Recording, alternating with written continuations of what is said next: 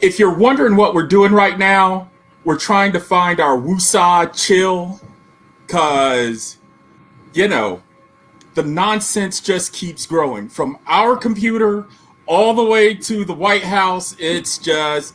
Anyway, I'm Atiba Ellis. Yes. I'm Nariessa Smith. And welcome to We the People of Color, the podcast that's about helping all of us, but particularly people of color, figure out what the F is going on in the law and in politics. And also, I want to start with a deep apology to those of you who may have been waiting, because even though almost everything that came out of the administration was better, computers are not. And some computers, namely mine, need an update and an upgrade. So apologies for the technical difficulties, but we did finally get it right. And we are so thrilled to have all of you here today. And what we wanted to talk about right now is we have a couple of topics. We're going to do a slightly shortened show today, not terribly so. But what we wanted to do was also, before we forget, we have a whole crop of new sponsors, man. We can't. We don't get paid if we don't mention the sponsors. Get paid, right? Get paid. Get paid. First of all, on our sponsorship list, Washed Up 90s Rappers. Yes, Washed Up 90s Rappers are the #1 sponsor of this week's episode, and we will be coming back to them and giving them a special shout out later in the show. Because they keep forming political parties, and I don't get it. But anyway. And opinions that just... I am going to do a whole thing on that. Trust. If it weren't a copyright problem, I would just start playing Insane in the Membrane right now. But anyway. But big news. Nariessa, I got ABC to sponsor us. No, NBC. No, ABC. NBC. You get the joke, right?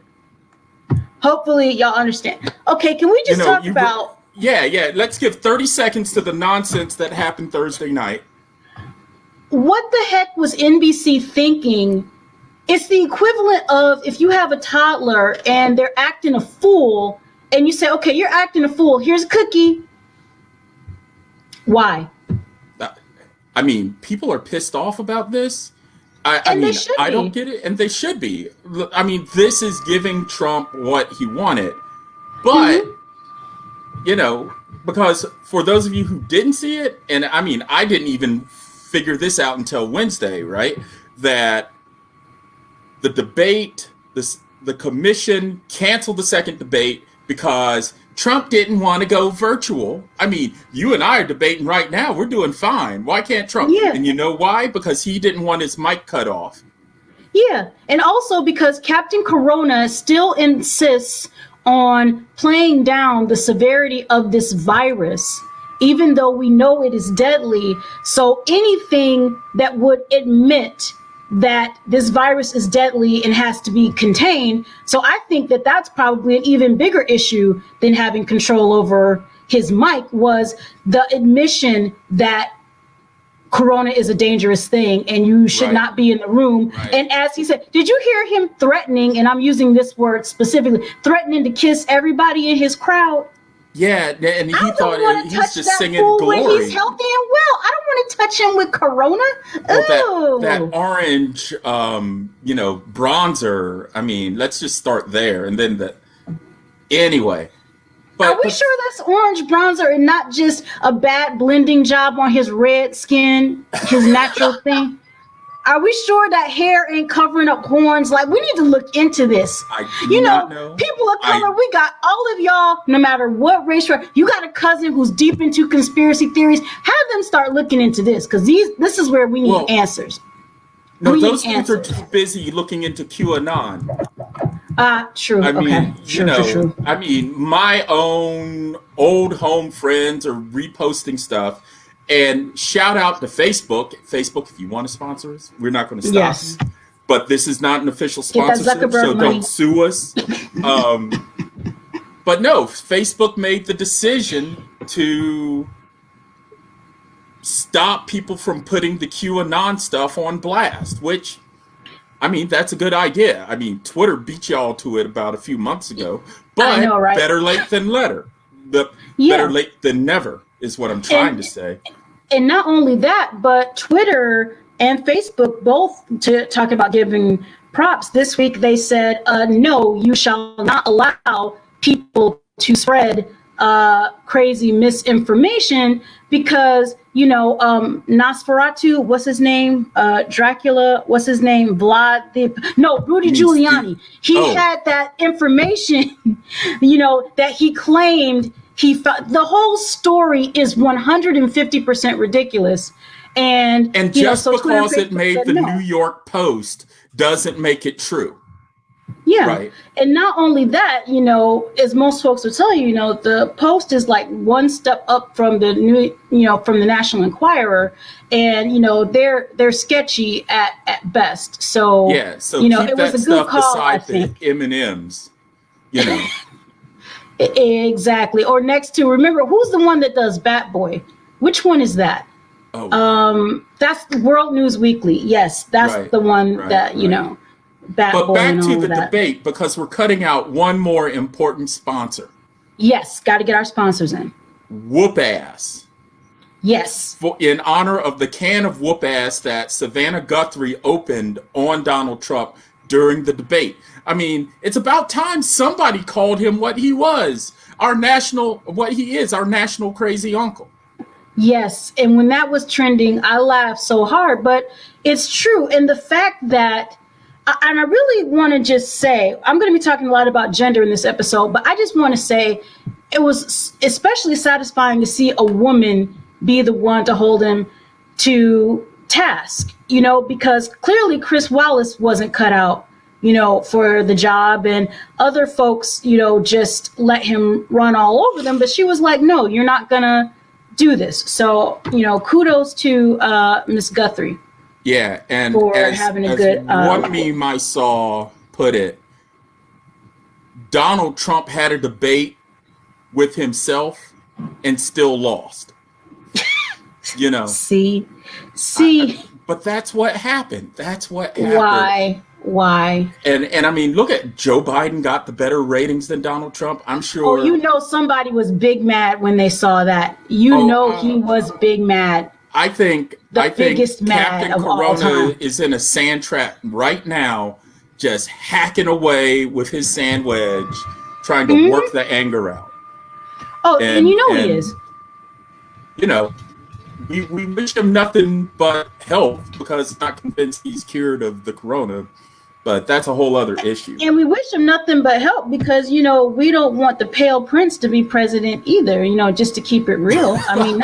I mean, not just for the fact that you never want to wish harm on anybody, but do you really want to see Mike Pence as president? I mean, dude looks like, I have seen glasses of 1% milk with more melanin than him. Like, he's like, remember, who was that dude who was chasing Tom Hanks in the Da Vinci Code?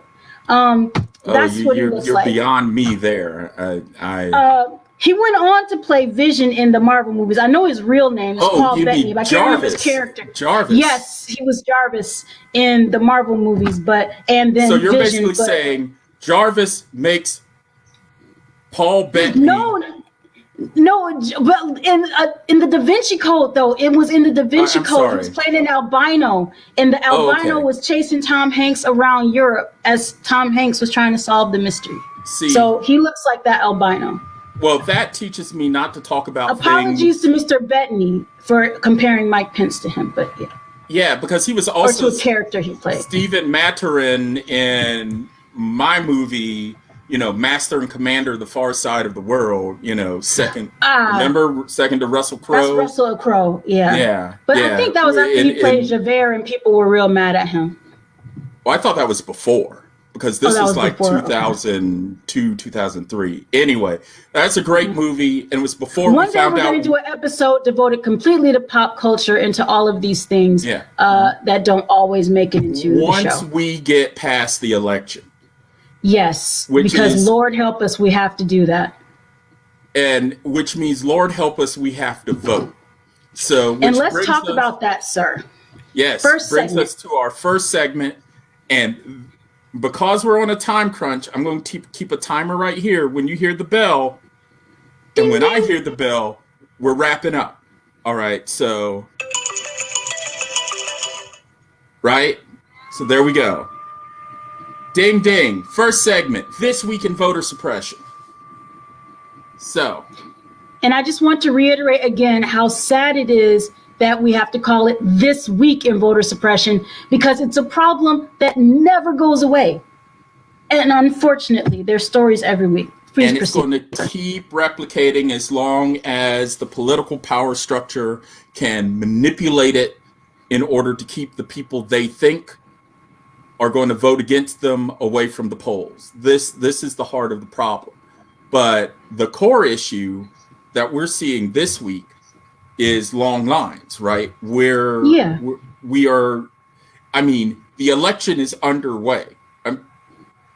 And in fact, let me just start by dialing back the rhetoric, right? Election day is the end of the election. And as we have been saying consistently on this podcast, you know, election day is a process.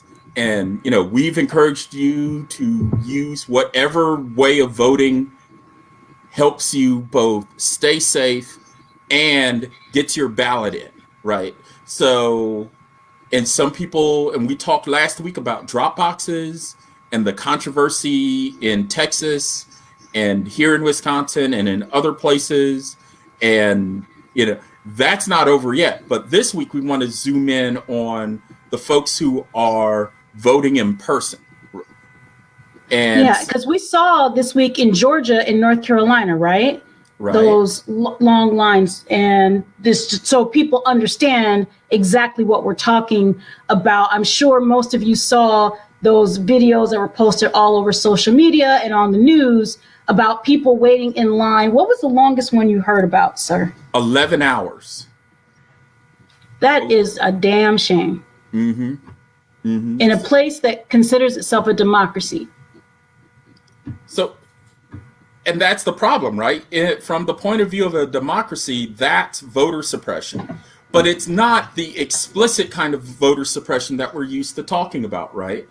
It is the kind of, in essence, think of it this way. Anything that makes it harder for you to vote is voter suppression. And when the courts talk about this, they talk about how, in essence, how much of a burden is too much on casting your vote. And, you know, I watch my friends in social media, they post how some of them had half an hour, 2 hours. That's one thing. But 11 hours, you have to give up your whole entire day, breakfast, lunch, and dinner, in order to wait online in order to vote. I mean, to me, that's voter suppression, because you're in essence losing the opportunity to be spending your time productively, right? If you know, we work 8-hour days. If you're losing that 8 hours from work in order to have to go vote, I mean, there are some people in the Twitterverse who argue that that's a poll tax, right? Now, the technical legal idea about a poll tax is the money that the government's taking from you in order to let you vote, and then the government's putting that money to its own good.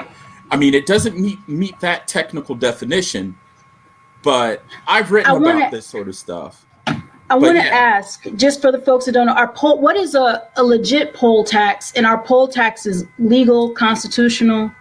Right. So let's start with your second question first. Poll taxes are unconstitutional. There is a whole amendment to the Constitution that's just about poll taxes. And it says they are illegal. And then they're illegal in federal elections. And in state elections, the Supreme Court struck them down in 1966 in this case called Harper v. Virginia. So poll taxes are illegal. But what is it? Like I said, it's you pay money as a condition for you to vote. The old school poll tax was literally, you had to walk to your county assessor, you had to pay them $1, $2, $3, $5, $10, which back in the 1920s was real money, right? And then they give you a receipt. Then you had to do that every year. And then when it came time for you to vote, you had to present all your receipts from the last election. And that was one barrier of many, I would say, that someone had to overcome in order to vote. And this, so obviously, when we're talking $5, $10 back in 1920, 1930, that's real money, which hit people of color and poor whites. So now I think about that as a direct cost, right? A direct tax. When we say long lines are poll taxes, we're talking about the indirect cost, i.e., you're not paying money to the government, but the government is making you have to suffer the time cost of waiting in line in order to vote. And I heard that beep, but I want to ask. Oh no, that was just my news alert. That wasn't the alarm. Well, here's a question. Because the news keeps happening. We can't. I know, like even during so many times we try to put together this podcast, like, well, we thought we were going to talk about this, and then something completely different happens. In the middle of our meeting, the alarm rings, and like, oh, okay. Well, then throw that topic out. And then when somebody decided to get corona, that was crazy. But the question I have is, even if there is not a direct poll tax, what about the people that say, well, it's the pride, these people are patriotic, it's the pride that you should feel, voting is that important, these people are doing their patriotic duty, it shouldn't matter how long it takes you to vote. You tell me that shouldn't matter when I'm losing my paycheck for the day. All right, fine. Oh, I don't get paid, or I might get fired, or I've got to watch my kids, or what have you. I mean, civic duty is important. And as you can tell, we are both fans of exercising the civic duty, and the number one civic duty is voting. Sign up for jury duty. Yeah, jury duty too. That's the number two civic duty is jury duty. And remember, most states choose juries off of the voting rolls, right? So still, voting is the gateway to citizenship. But if you put these burdens on voting, then no rational person would want to spend all that time being involved in the process. I mean, it's like asking you to say, okay, here's the privilege. Oh, you want some ice cream? Ow! You know, I want the ice cream. I'm going to, ow! In fact, I'm going to use my mic as the example. You know, here's the ice cream cone. I'm reaching it. Pow! You know, that's torture in a sense, right? That's making someone suffer the cost of voting in a way that isn't fair. And it really comes down to who bears that burden. I mean, put it this way, there will be costs. There's no transactionless costs. In other words, you're going to have to stand in a line at some point, or you're going to have to figure out how to navigate an absentee ballot. The question becomes, who should bear the burden? The individual or the government? And my view is we can shift these things to the government to make it easier. For example, every presidential administration tends to have an election study done, right? They create a blue ribbon commission. The Obama commission went to the practical things, and they made a lot of specific suggestions about how to eliminate long lines. You know, they even went to Disney World and they asked the people who ran Disney, well, how do you manage long lines? What kinds of things can you do? And so those studies are in the Obama Commission report. Have they been implemented? What were some of the suggestions? So, I mean, expanding early voting, creating more places for people to vote as opposed to less, creating more opportunities for folks to vote.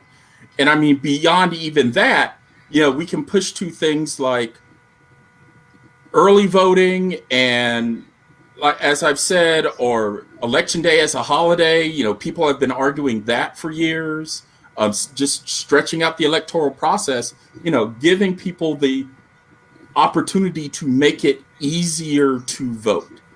All right, well, here's the thing. Creating more infrastructure. That makes sense to me. So why haven't these changes taken place? They don't seem like they cost that much money or take that much time. Everybody loves an extra, day off of work. So why have we not seen this happen? I mean, the simple answer is because there are certain people who don't want to make it easier to vote. I mean, all of these things could be implemented with enough political will. The political will hasn't existed.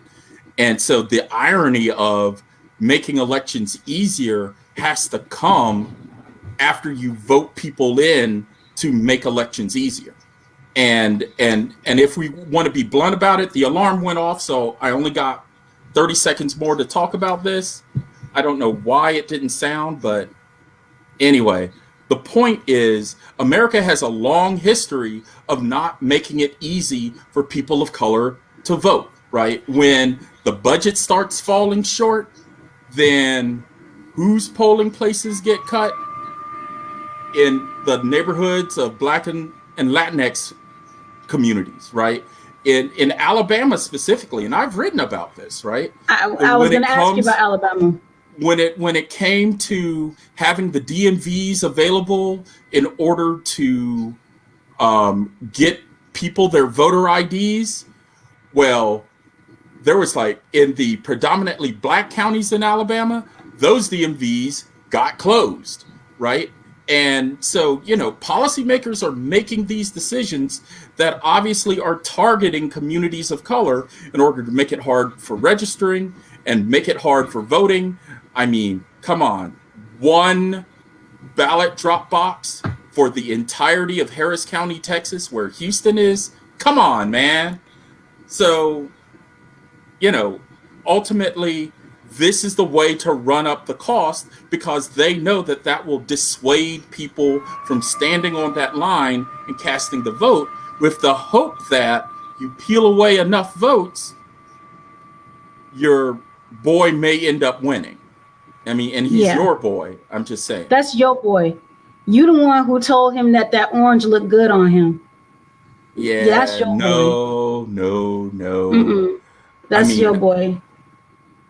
I mean, I love that color on Cheetos, but that's about it. Man, you did not. I'm telling you though. I did. It's amazing to me. And just so you all know, the questions I was asking, just to keep the conversation going, but we talk about these things a lot, and I want to make sure that we keep everything on time, especially since we had the technical difficulties. But I just want to highlight what Professor Ellis ended on, is that this is not an accident. So the next time your cousin is talking about a conspiracy theory, say, "No, fool," because the thing about white privilege is this. When you have white privilege, you know how white people can go into the store and not get followed, or, argue with the police and not get arrested? White people don't have to do conspiracy theories because they can do it out in the open. They can do it out in the open. All of these things that are happening, it's not a conspiracy because it's being done in full view, right, where people can see it. The fake ballot boxes in California, all of these things, which is why we have to vote in large numbers to, as Atiba said, get these fools out of there and get people in positions of power who will make decisions that actually benefit communities of color. And those people do exist. And it's simpler than that, right? It's simpler than that. Legislatures have to do what they do in the open. And they may make the backdoor deal, but then they act in concert. Moreover, if you look at the I'm going to throw out an acronym real quick. ALEC, the American Legislative Exchange Council. They write model bills for conservatives around voter ID and voting regulations and all these sorts of things. And sometimes some of these legislators hold up these bills verbatim, just print them off the email and hand it to the clerk. I mean, it's not a conspiracy in the secret sense, but it is a concerted direction to make it harder to vote, hoping to peel off the votes of people of color. And absolutely. Who arbitrates those concerns? The Supreme Court. The Supreme Court. So let's talk about the Supreme Court, though. Shall we? I'm going to hit the button. Yeah, hit the button. So, but we got to talk about them, right? It still hurts to talk about the court. Right. So the Supreme Court talks about federal law, right? But there's also state law. And fancy law professors like me, when we talk about how federal law and state law work together, we use this word federalism. So my question to you, Attorney Smith, is what's federalism about? Let me just break it down. Here's what federalism is. As Atiba said, it's just a fancy word for the way that the state and the federal governments have to work together. A lot of people think, I'm going to use this example. A lot of people think the president is all powerful. Going back to our favorite analogy in this podcast, no, he is not. If anything, if the government was a Justice League, he's Aquaman, very powerful, but in a very limited capacity. Exactly, right? Only if Black Manta shows up or something is in the water, right? And that's our sound effect now. Exactly. Yes, we have to have sound effects. Yes. So here is the thing. When you talk about that, there's this level of government that is the federal government. But then the states have their own autonomy. And for people of color, we have to be very careful because traditionally, historically, what happened, you know how those folks, especially even now, the ones that love the Confederate flag and all of that, you might hear the battle called states' rights, right? And I'm using a Southern Lord accent. of mercy. But let's just be clear, I am from the North, and I can tell you that there's a whole bunch of racist folks up there, too. So not to demean the South, which I love the South, which is where I live on purpose. But here's the thing. When you are talking about states' rights, back in the day, during the Jim Crow era, when they didn't want to integrate, when they were trying to kick out the Little Rock Nine and Little Ruby Bridges and all of that, and they were trying to shoot at James Meredith, the argument, their mantra was states' rights. We want the states to be able to control what happens within their states. And the Supreme Court, at that time, because it was the Warren Court, which I've talked about before, that was the good court, the one that decided Brown versus Board of Education, and they said, no, because this is a federal issue, so you have to abide by that. That's why the Supreme Court is so important. So if the Supreme Court says this is a rule that the states have to abide by as well, then they have to follow it. But they don't have to follow it if they say, well, this is a rule that only applies to federal actors, or it's not a constitutional rule. Then states get to make up their own rules. Now, here's what's weird. Remember, like I just said, historically, federalism has been horrible for people of color, used to justify all sorts of bad things, and bad for women too, because that was one of the issues in Roe v. Wade, which came up very early in the case, was the fact that women would be deprived of their rights to control their own bodies. But here's what's interesting. This is the cool part. Now, especially if the handmaiden is confirmed to the Supreme Court next week sometime, which all indications are that she will be, The problem is that they will have the votes to say that lots of things are no longer constitutional rules. Roe v. Wade.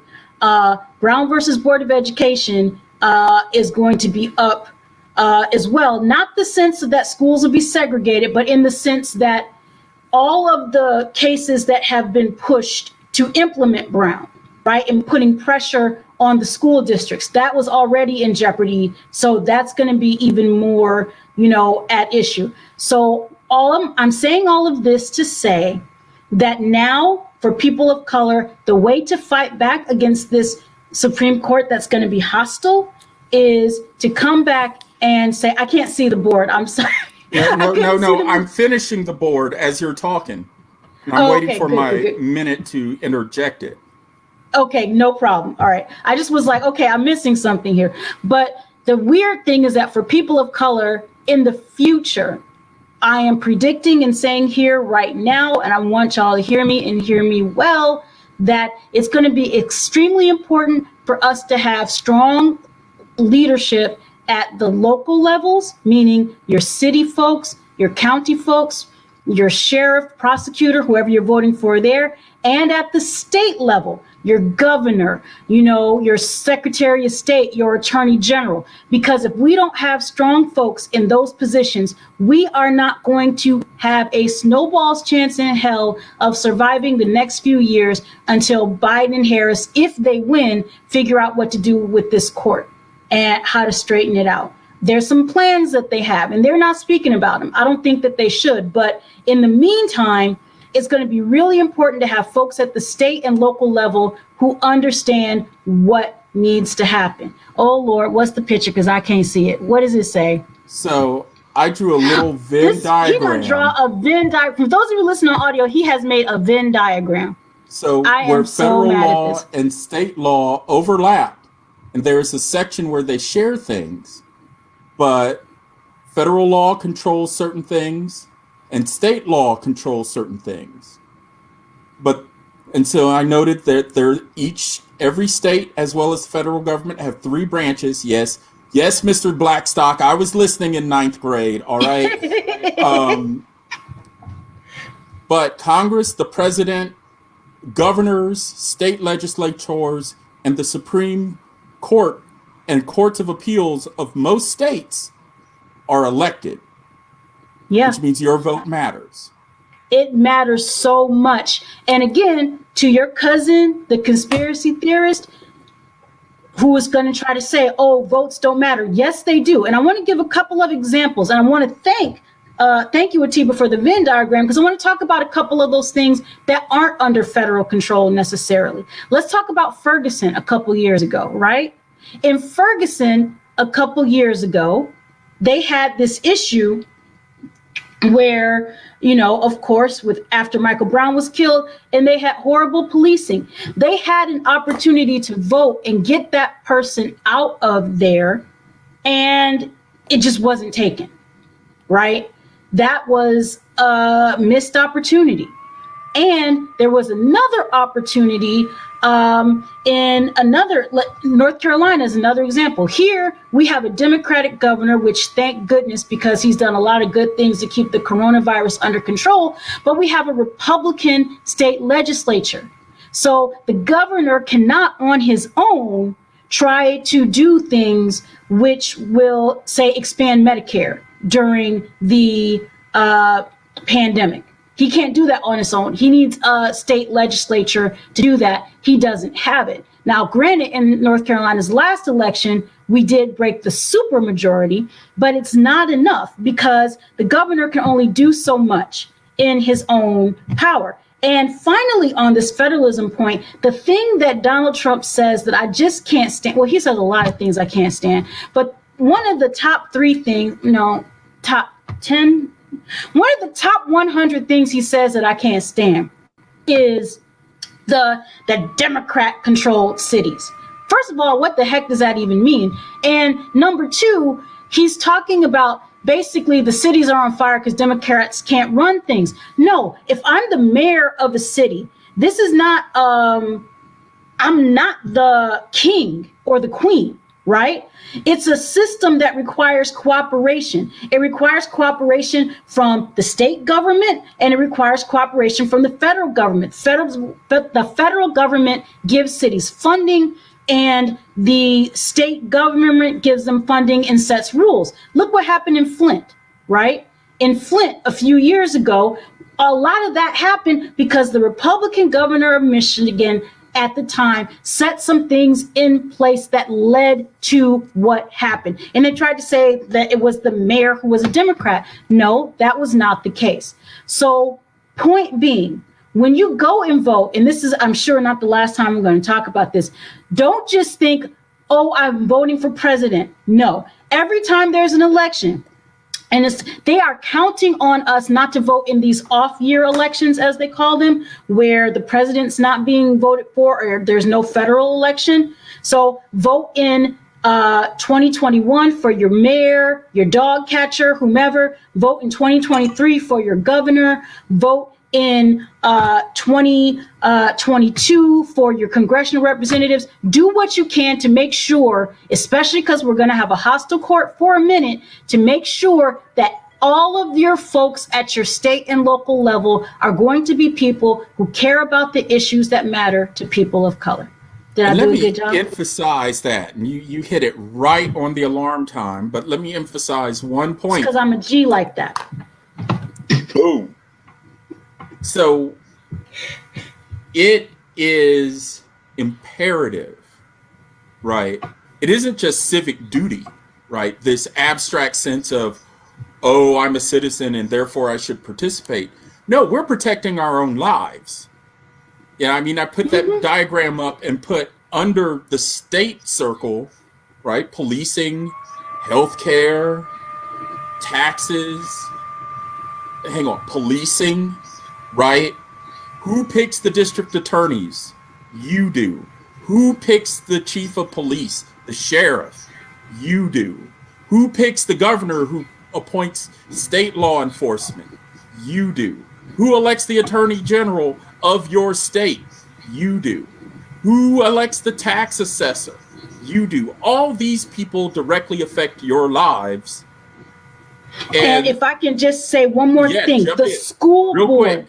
The school board. The school board. If you don't want the school to prison pipeline. I have written so many articles about this and learned so much that I did not want to know. But if you are a Black parent or guardian of any type, or Latinx, Asian, our kids, boys and girls, are disciplined at ridiculously high rates. So to say voting doesn't matter, even voting for the school board, which is the lowest level of government, has so many ripple effects for our communities. Do you want a superintendent who's going to put principals in place who think it's okay to handcuff elementary school children and have the police cart them off when they have a temper tantrum? We don't want that. Our kids don't need that. We need to elect people at all levels who believe that our lives matter and that the issues that matter to us are important. And we need to elect people who believe that our votes matter, right? And I'm hitting the button again because we're now going to go to topic 3. Got it. And here we are, the in-depth segment where we are talking about voter intimidation. Now, I was talking earlier about voter suppression. In essence, the way that the states structure the rules that make it unnecessarily hard for you to vote. And the courts have to figure out the balance of how to make these happen. But there's a whole other issue that has been getting press lately. And so I wanted to take a few minutes to talk to you about it. Voter intimidation. Now, and what is voter intimidation? So voter intimidation, put simply, is when someone affirmatively does some act, not the government, but some private citizen or some election observer or just... Or some boy who might be proud? Or some boy who might be proud. You went there. I was going to save it for about 45 seconds, but you went right there. When people get up in your face in some way, shape, or form and try to chase you away from the polls in some way. Now, so this can be anything from making you vote or giving you disinformation about voting, right? That chases you away from the polls.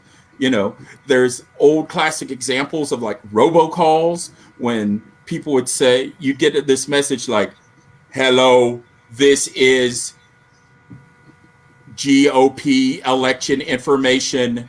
It is clear that election day is going to be split up into parties, and the Republicans will vote on Tuesday and the Democrats will vote on Wednesday. We all know election day is Tuesday, right? First Tuesday after the first Monday in November. That lie is a form of voter intimidation. Now, it isn't in your face, but it's using disinformation to make you go and end up not voting when you should have the right to vote, right? But we think of it more as like you're standing in the poll line and someone who claims they're an election observer comes up and they try to challenge your vote. Now, here's where it gets a little murky, right? Because there are some states out there, and it's hard to talk in details because every state's law is different. And we're hopefully getting national reach with our conversation here. But some states allow registered voters in that state and in that precinct to offer challenges to North Carolina does. People who may be trying to vote. And maybe that's legal, but maybe that's illegal. But I would bet you, and speaking of North Carolina, I do miss my Krispy Kremes very much, but that's a whole other conversation. But the point, though, is I will bet you a box of Krispy Kreme donuts that engaging in, aggressive behavior, assault, battery, all of these things are illegal within the space around a polling place, right? Because you're violating state law, first of all. Assault and battery is illegal no matter where you do it. But I'm literally talking about stories like out of North Carolina, your boy who walked up and pushed. It's your boy. Your boy. He's your boy. Committing an assault on an election official because he was just getting, pissed off or something. I mean, it's entirely unclear to me why. But that kind of behavior, to the extent that it can intimidate people and chase people away from the polls, is illegal. Now, in other states, it's murky too, because there are a number of states, including where I am in Wisconsin, which are open carry states, right? Mm-hmm. And you can imagine how... And open carry means what? Means I can openly carry a gun in public, right? I can wear a rifle, or I can have a holster with my, pistol, and I can wear that. So long as I am wearing this openly and have a license for it, it's legal. Now, imagine that person walking up to you while you're standing in your election line and acting all like they're trying to check you in terms of your vote. I mean, that's intimidation. I mean, part of the craziness is in some states, it's unclear whether that person crossed the line or not from doing legal stuff to doing illegal stuff. But I would say most states, assault and battery, posing a direct threat to somebody is illegal no matter where you do it. And this is what I'm trying to... It's a shame you can't wear a button with a candidate's name, but you can bring a gun to a polling place. I just had that thought. That's insane. No. It's a fair thought, right? A number of the rules around polling places, they may allow electioneering, but the electioneering has to stop something like 100 to maybe 150 feet from the polling place. So like, I remember voting at a school and I walked up and there were all these signs on the other side of the parking lot, but I crossed the parking lot and went into the school where I was casting a vote. No signs. So it's illegal to wear buttons and do anything that's campaigning. But in theory, people could wear their guns so long as they're not directly interfering with someone else. But you have to stop and think, right? And your president is issuing these calls about, you know, telling Proud Boys to stand by, talking about voter fraud, and saying that his people need to come and watch the elections. And by the way, this has a long history, and maybe in the next episode we can go into it in a little more depth. But the short version of this long history is that the GOP actually was in a consent decree, i.e., they agreed with the Democrats and a judge signed off on it. And if they broke the agreement, the Democrats could bring them to court. Now, here's what the agreement was. The agreement was that the Republican Party would not engage in voter intimidation of this sort. Back in the early 80s, certain GOP elections, they had off-duty police officers holding up signs that they're like the vote protection service, walking up to people and intimidating them and holding up these signs in the way that I'm describing. This agreement ended in 2018. This election is going to be the first election without that agreement in place. So you got a perfect storm, right? The agreement's off the table, so the Republicans can go right up to the law. And you know some folks are going to go over the law, right? They're going to break it. You got President Trump calling people to watch out for fraud. And you have a history of this myth of voter fraud that targets people of color. So the moral here is to watch out while you're trying to vote, to make sure you know where the election officials are so that you can report any suspicious behavior, where, you know, and here's a piece of advice. There are a number of election protection organizations out there who will come and advocate for you if you witness any sort of illegal behavior, right? So election protection, what's their phone number? 1-866-OUR-VOTE. But there are others, right? There's a whole bunch of them. And what I'm going to do now, I'm going to try to find a couple of them and post them to our Facebook and Insta so that people can have that information. But I remember it right. 1-866-OUR-VOTE. If you witness, that's probably the main one. Yeah. Any irregularities, including folks walking up, you'll get to talk to a worker for election protection, probably an attorney who can then advise you as to what to do to handle that situation. And they will call your local board of elections directly if they need to, right? So the point here is that this is real and that y'all need to be watching out for it. You shouldn't feel like you can't participate, but there are people who are going to try to get in your face about it.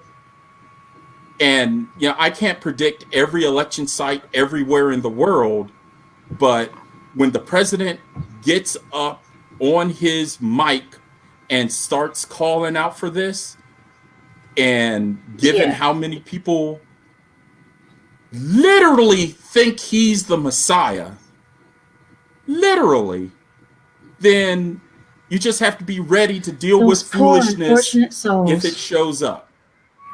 Yes. Good summary. And yes, as I said, we will put those numbers up because this is super important. And just so you know, to put a cap on this, when you go to the polls, if you do see something, there should be people both inside and outside the polls who are trained attorneys sent by the Democratic Party, and they will have a little button or something that says, I am an election protection person. All right. With the I Democratic forgot about Party. those guys. Yeah. But you're if right. something like that is happening, find one of those folks and tell them immediately. There's a nationwide hotline that they will be in touch with, staffed with all kinds of attorneys who only have one goal, which is to protect your vote. So if you do see something, I hope that you don't. That is my sincere hope and prayer. But if you do, there are people around to help.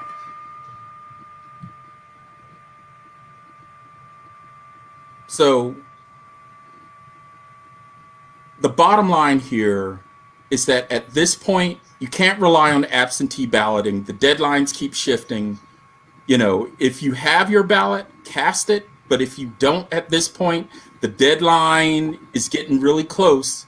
So if you have to go in person, watch your back and either call election protection or find poll watchers who are for the Democratic Party or who are neutrals who will support you if you're feeling in any way intimidated at the polls.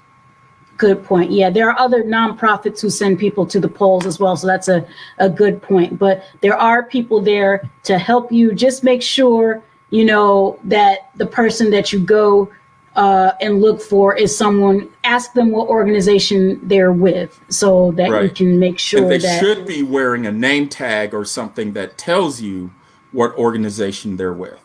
I mean, the bottom line is the law allows those folks to be there, but my worry is that these voter vigilantes are going to show up and target people of color, especially in urban neighborhoods and the like.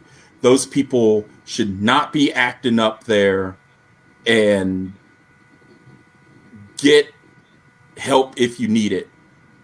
My hope is that you won't, but if you do, there are resources for you. Absolutely. Now, are we going to talk washed up rappers today, or are we going to save that for next time? Yeah, we are, because I can do this real. That is your boy. Okay. Now we're about to talk about your boy, because here's the thing.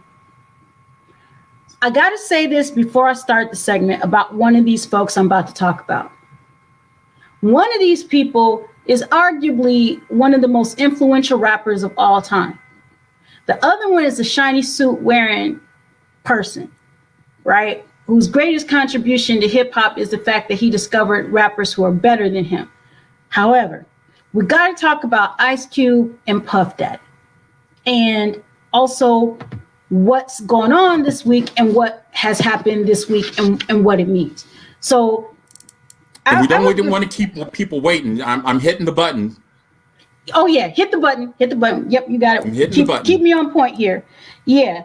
So I guess this week there were a couple times, I guess, when Ice Cube could not say that it was a good day, because folks have been calling him out and roasting him mercilessly on Twitter. Because, in case you hadn't heard, you know, he has come out and said he's working with Trump, you know, on his so-called platinum plan for Black people. First of all, anytime, I don't know about y'all, but anytime I hear Donald Trump got a plan for Black people, I am automatically skeptical about anything, because I'm sure that plan involves cotton and shackles. I am 90% sure of it. So there's that.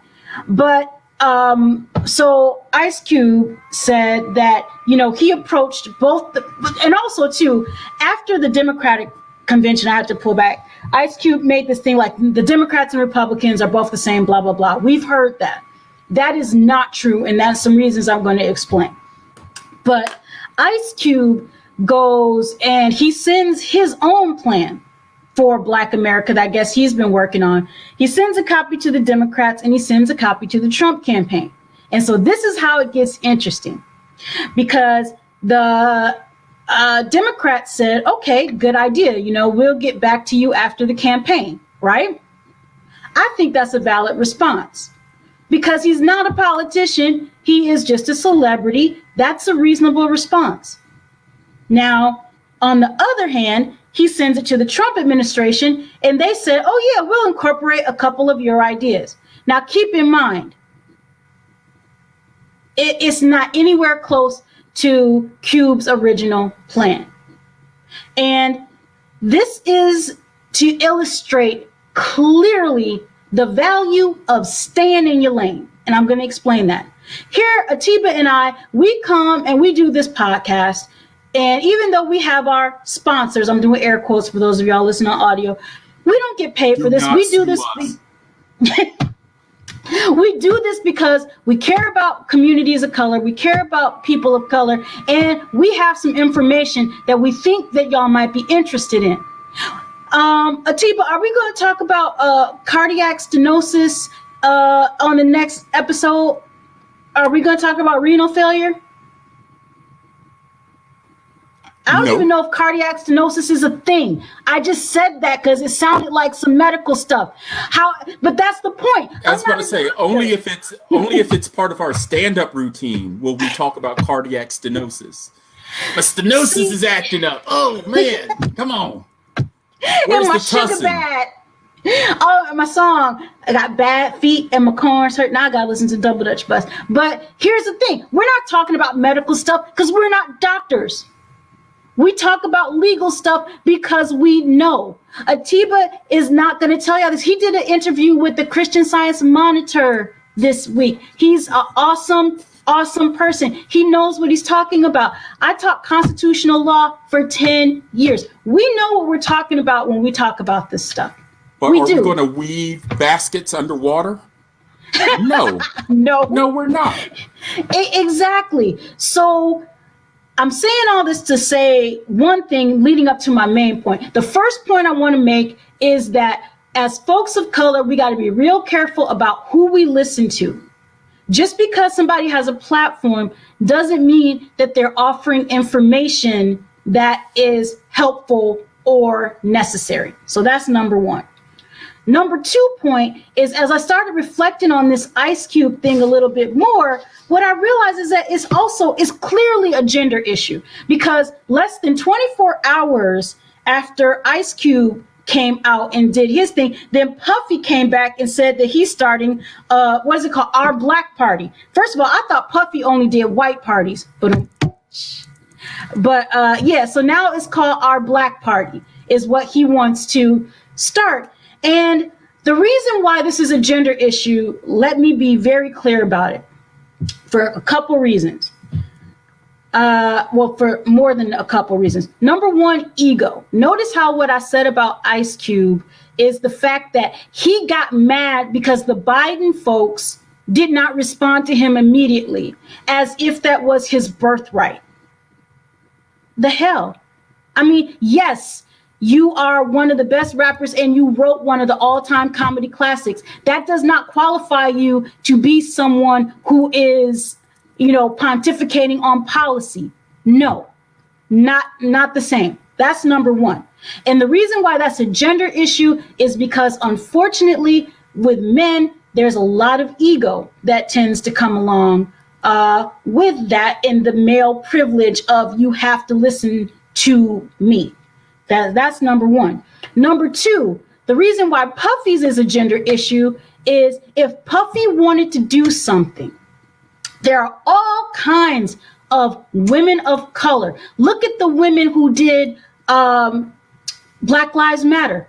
That was all Black women who founded that. There are women of color doing all sorts of work in the political context. Why not say, I'm going to put my voice, my money, my celebrity behind these women of color? No, because of, again, my ego, I have to come back and put something with my name and my stamp on it. And that is a historical thing that has happened that you would think in this era would not be such a big deal, but apparently it is. A lot of people don't know that in the Montgomery bus boycott, it was Black women who started that. Google Joanne Robinson in the Montgomery Improvement Association, and you will see that it was Black women who were at the head of that movement that started that movement. You will see that Rosa Parks trained under Ella Baker. You will see the role of Septima Poinsett Clark. All of these Black women, and I know that there are other women of other races as well, who held it down to make sure that the community could survive, but we don't know their names as well because of the gendered way in which history is presented, and communities of color are not exempt from that. Is that my signal? So I actually have a question. I have a question because there are a lot of people who are talking about how, but the Democrats and the Republicans, none of these people represent us. So don't we need more diversity in terms of political parties and stuff like that? I mean, how do you answer those folks? I answer them in two ways. Number one, I think that they might be right. I think that we might need more diversity in political parties. However, 2020 ain't the time for that. No. 2020, this is not the election for that type of conversation. And what a lot of people don't understand, and I had this conversation with a lot of folks in 2016, if you want to build a political party, you have to build it from the ground up. You don't start at the presidential level. You start by running people at the local level, get them running for Congress, and then you run them for the Senate. The last time it worked was the Republican Party, but Lincoln was a senator before he became president. They didn't just have a meeting and say, we're going to start a political party. Hey, Abe, you go run for president. That has never been how it worked. History of anything. So we have to be patient and we have to build that. So that's number one. But number two, as far as we are concerned right now with people of color, the house is on fire. Joe Biden is the fire department. We ain't got time for people putting speed bumps in the way or saying, well, here comes the fire department, but they're not using, free range, organic, responsibly sourced water. We can deal with all that later. Can we put the house out now first, please? Let's stop the house from burning, build the house back, right? Rebuild the house. Then when it comes time to decorate the house, or even some of the rebuilding, we can talk about it. But right now, the priority is putting the fire out, and all of this is distracting to that goal, which should be the immediate goal. All right. Did I answer your question, sir? You did. All right. And you made a very important. But there's also a point to emphasize here. What I heard you saying was, in addition to everything else, real political organizing, real movement organizing, especially organizing that is in the African American tradition, starts local, starts small, starts kind of building authentic attention to the needs of the community. That's what they did in the civil rights movement of the 50s and 60s. In fact, that's what they did, as soon as Jim Crow clapped down in the 19 teens and tens, you had the organization of the NAACP coming up at that time, but they started local. They started attending to all of those issues that the people were raising, as opposed to PR grabs. Exactly. And again, that's where gender comes in. And I heard the thing, but if I could petition the court, may it please the court for additional 2 more minutes on this point. Well, hang on. I'm going to ask. It's not coming through. That's the fly, Mike Pence's head, saying, hurry up. Okay, let me get this point out before a fly lands on my head. Lord, y'all. All right, so here's the thing. All right, let's talk about, it's not just I'm using Ice Cube and Puff Daddy as exemplars, but they're not the only ones, because I want to talk about something bigger here that goes to part of the question, which is, isn't there, a need? But again, it's a bigger trend. And men of color, for whatever reason, support Trump in higher numbers, which is also what I'm leading back to.